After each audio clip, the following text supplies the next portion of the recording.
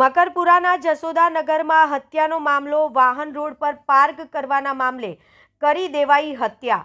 અનુપ ગજાનન પટેલની કરવામાં આવી હત્યા. રસ્તામાં પાર્ક કરેલી પિકઅપ વાનની મૃતકે ચાવી લઈ લેતા થયો ઝઘડો. ગાડી માલિક અને તેના ભાઈઓએ ભેગા થઈ ગળદાપાટુનો માર મારી હત્યા કરી.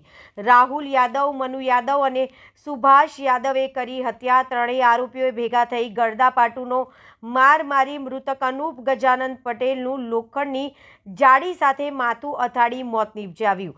મકરપુરા પોલીસે ત્રણેય આરોપીઓની કરી ધરપકડ.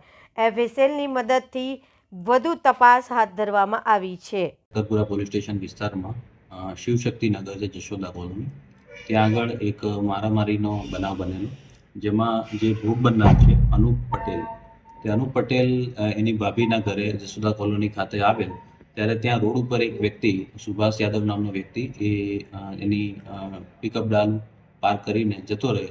તો અનુપ યાદવે એની ચાવી કાઢી લીધેલ. તો ત્યારબાદ આ ચાવી લઈને જતો રહે. તો આ સુભાષ યાદવ જે ચાવીની શોધખોળ કરતો હતો, એટલામાં ત્યાં એનો જે ભત્રીજો છે રાહુલ યાદવ, એ પણ આવી ગયો. ત્યારબાદ રાહુલ યાદવે એના પિતા મનુ યાદવને બોલાવ્યો. આ તમામે ભેગા થઈને અનુપ પટેલ સાથે ઝઘડો મારામારી કરી અને ગુનો કરવાના ઈરાદે અનુપના ઘરમાં પણ પ્રવેશી ગયો.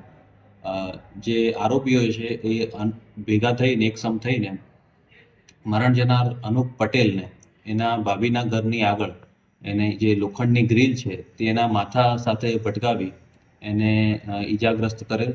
અને ત્યારબાદ જે ભોગ બનનાર અનુપ પટેલ છે એનું ઘટના સ્થળે મૃત્યુ થયેલ.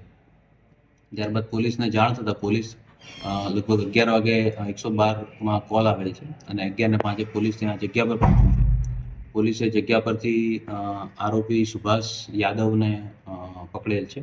ત્યારબાદ ક્રાઇમ બ્રાન્ચ અને મકરપુરા પોલીસ સ્ટેશનની સંયુક્ત ટીમો, 3 ટીમો બનાવવામાં આવેલ, જે ટીમો અલગ અલગ દિશામાં તપાસ કરી અન્ય 2 આરોપીઓ રાહુલ યાદવ અને મનુ યાદવની રાઉન્ડ અપ કરેલ છે. અને હાલ જે મરણ જનાર અનુપ પટેલ છે એનું પોસ્ટમોર્ટમની કાર્યવાહી ચાલુ છે. ઘટના સ્થળેથી એફએસએલની વિઝિટ થઈ ગયેલ છે અને જે પુરાવા ભેગા કરવાનું કામ ચાલુ છે. સીસીટીવી ફૂટેજ અને જે સ્થળ પર હાજર હતા, નજરે જોનાર જે સાક્ષીઓ છે, તમામ નિવેદનો, તમામ જગ્યા પરના સીસીટીવી ફૂટેજ, તમામનો અભ્યાસ ચાલુ છે અને વધુ તપાસ મળેથી મીડિયાને જાણ કરવામાં આવશે.